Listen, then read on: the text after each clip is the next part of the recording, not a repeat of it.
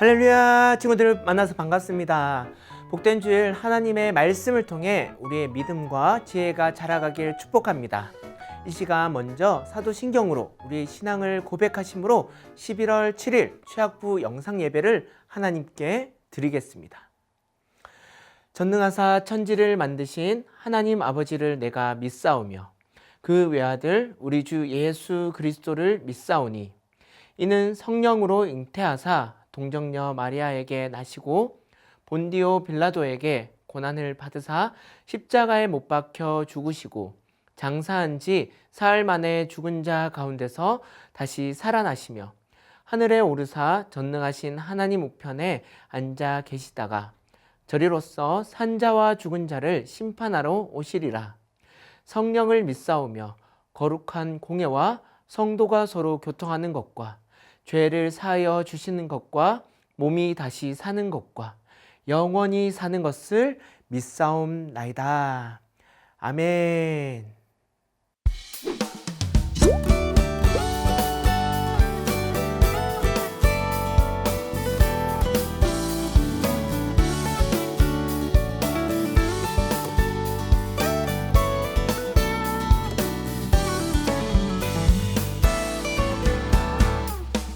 어둠 속에 밝은 빛이 되신 하나님을 바라봐요.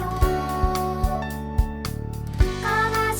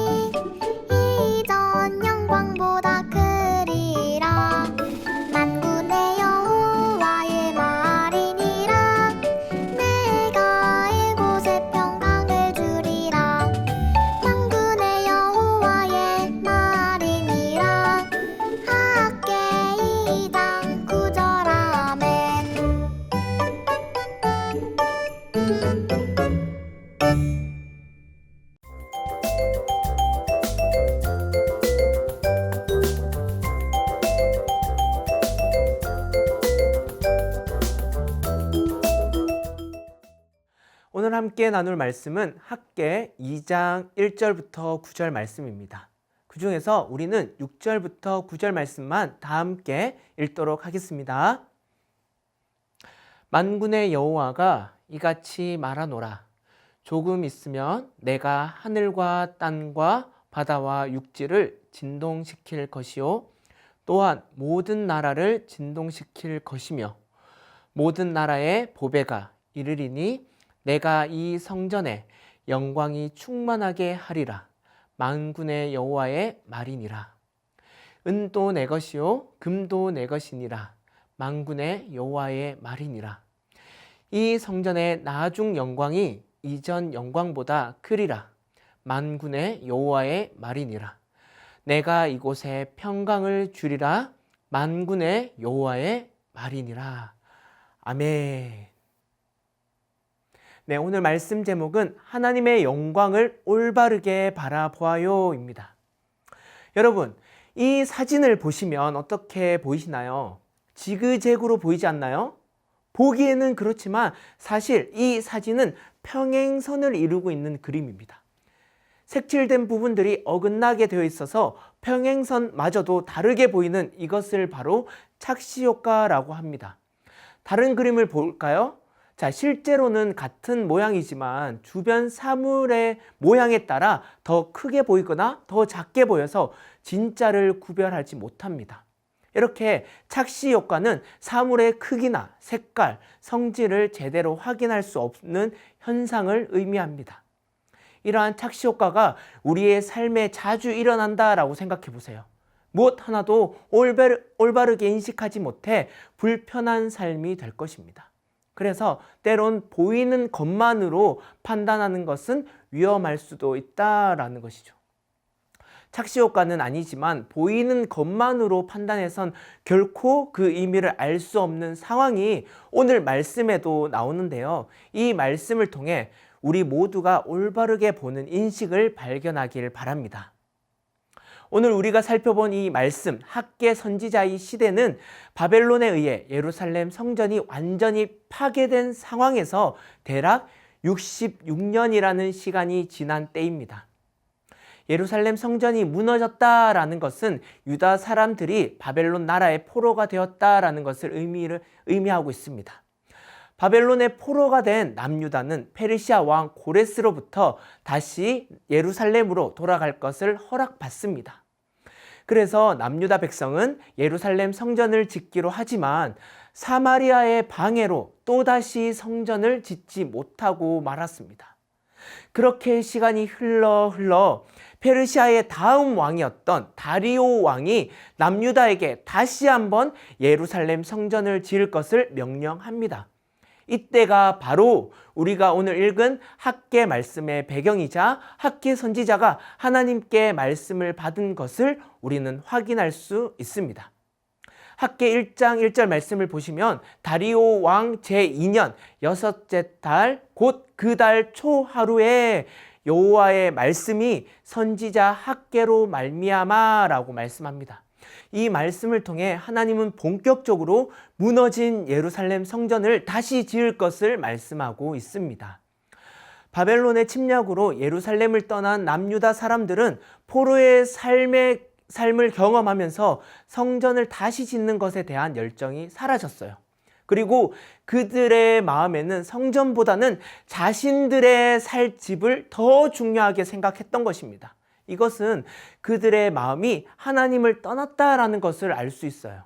여러분, 구약시대의 성전은 일반적인 건물이 아니에요. 왜 그렇죠? 바로 이스라엘의 주인이신 하나님께서 계시는 처소였기 때문입니다. 이 말씀을 통해 하나님은 본격적으로 무너진 예루살렘 성전을 다시 지을 것을 말씀하고 있습니다. 바벨론의 침략으로 인해 예루살렘을 떠난 남유다 사람들은 포로의 삶을 경험하면서 성전을 다시 짓는 것에 대한 열정이 사라졌어요.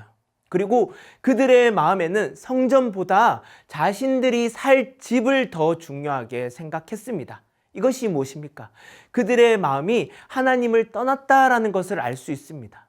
여러분, 구약시대의 성전은 일반적인 건물이 아닙니다. 왜 그렇죠? 바로 이스라엘의 주인이신 하나님께서 계시는 처소였기 때문입니다. 그래서 성전은 다른 어떤 건물보다 소중하고 중요합니다. 성전 자체가 중요한 것이 아니라 그 성전을 통해 하나님을 모신다라는 그 마음이 중요하기 때문입니다. 그러한 이스라엘 백성이 하나님에 대한 마음보다 자신들의 집을 더 중요하게 생각했다라는 것은 그들의 우선순위에서 하나님보다 자기 자신이 더 높다라는 것을 우리는 알 수 있습니다. 그러한 남유다 백성의 마음을 아신 하나님께서 그들에게 재앙을 내리신다라고 말씀하는데요. 하나님은 이스라엘 백성이 포로로 잡혀갔을 때에도 그들을 잊지 않으시고 다시 예루살렘으로 인도하셨지만 그들은 아직도 하나님의 뜻을 알지 못하고 하나님을 최고의 우선순위로 두지 못한 어리석은 행동을 하였습니다. 하지만 하나님은 사랑이셔서 이러한 남유다 백성에게 다시 한번 기회를 주십니다. 학개 1장 8절 말씀을 보시면 너희는 산에 올라가서 나무를 가져다가 성전을 건축하라. 그리하면 내가 그것으로 말미암아 기뻐하고 또 영광을 얻으리라. 여호와가 말하였느니라. 하나님께서 주시는 기회는 그들을 여전히 사랑하시고 앞으로 이 성전을 통해 그들과 함께 하시고자 하는 마음이었습니다. 이러한 마음을 알았을까요? 하나님의 말씀을 들은 총독 스룹바벨과 대제사장 여호수아는 모든 백성과 함께 하나님을 위한 성전을 짓게 됩니다. 그렇게 성전 공사를 다 마친 후 하나님은 남유다 백성에게 이전보다 큰 영광을 주시겠다라고 본문에 말씀하고 있습니다. 과연 어떤 영광일까요? 오늘 우리는 이 말씀을 통해 하나님께서 주시고자 하는 영광이 과연 무엇인지 살펴보며 우리 또한 그 영광에 함께 참여하길 바랍니다. 먼저 하나님이 우리와 함께 하시는 것이 바로 하나님의 영광입니다. 학개 선지자를 통해 남유다 백성은 다시 하나님의 성전을 지었습니다. 하지만 그들의 눈에는 이전의 성전보다 지금 지은 성전이 보잘것없이 초라한 모습이었어요. 이 성전만 봤을 때 과연 하나님의 영광이 이전보다 더 클지에 대한 의문이 들었습니다. 하지만 하나님은 그들이 보는 것과 그들이 생각하는 것과는 다르게 더 큰 영광을 주실 것이라 말씀합니다. 그러기 위해 먼저 그들 스스로가 굳센 마음을 먹을 것을 말씀하고 있습니다.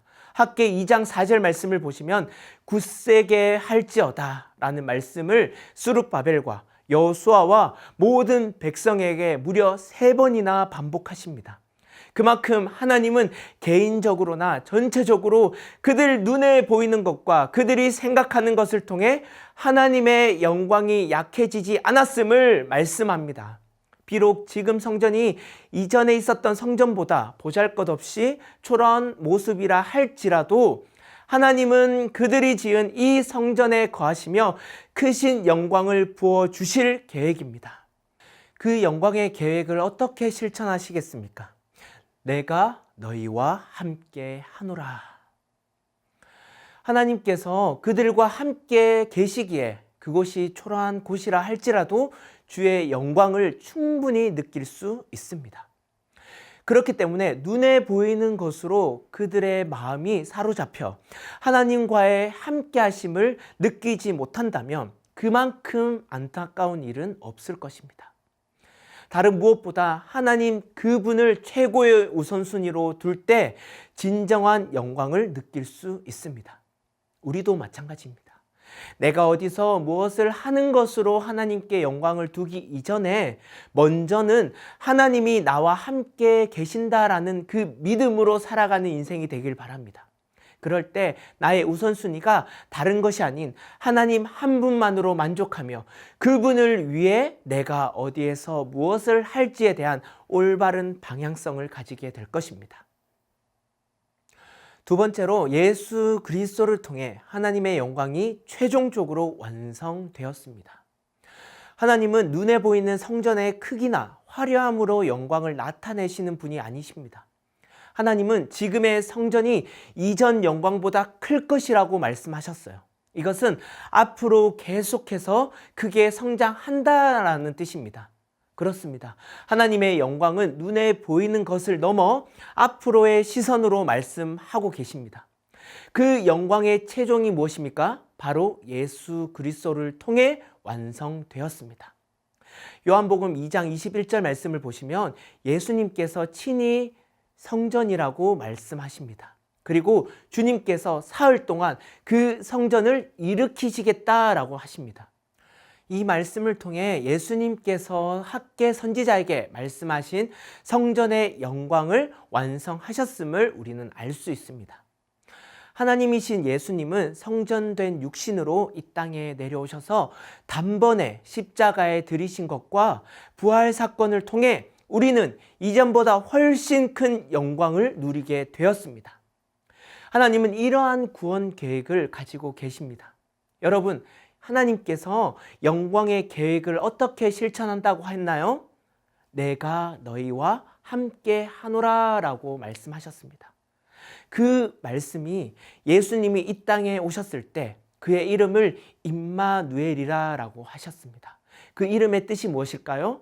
바로 우리와 함께 계시다입니다.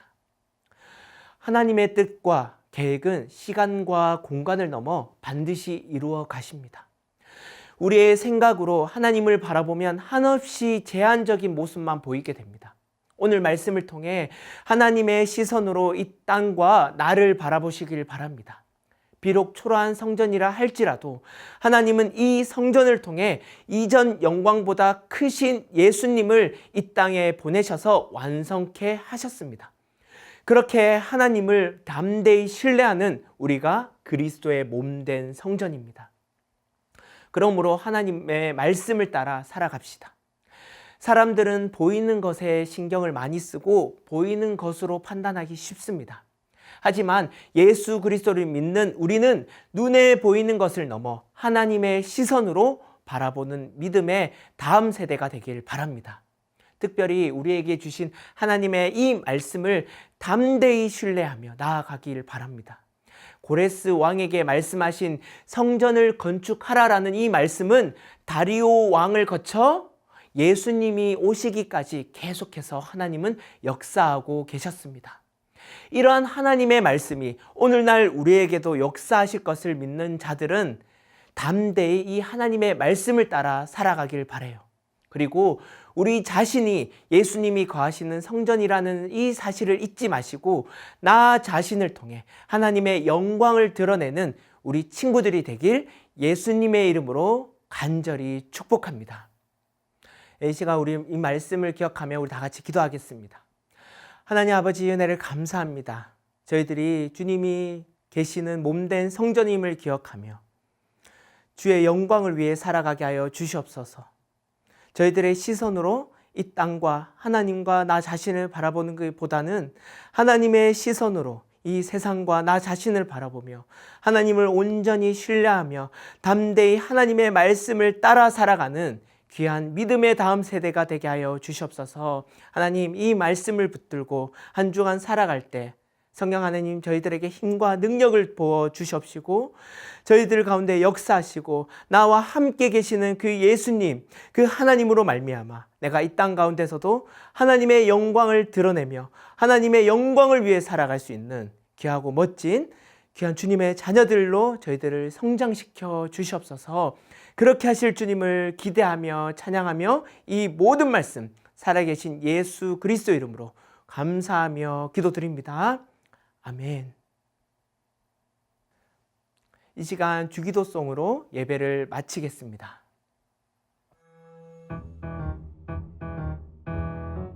하늘에 계신 우리 아버지여, 이름이 거룩히 여김을 받으시오며 나라가 임하시오며 뜻이 하늘에서 이루어진 것 같이 땅에서도 이루어지이다.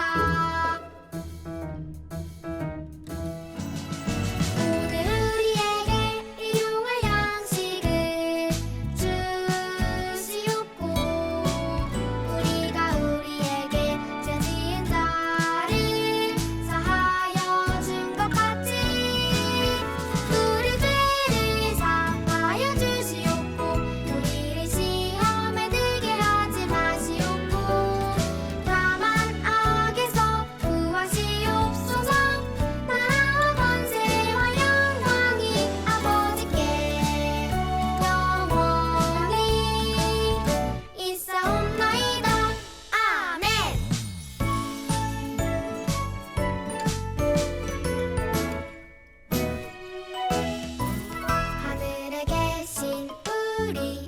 아버지여 이름이 거룩히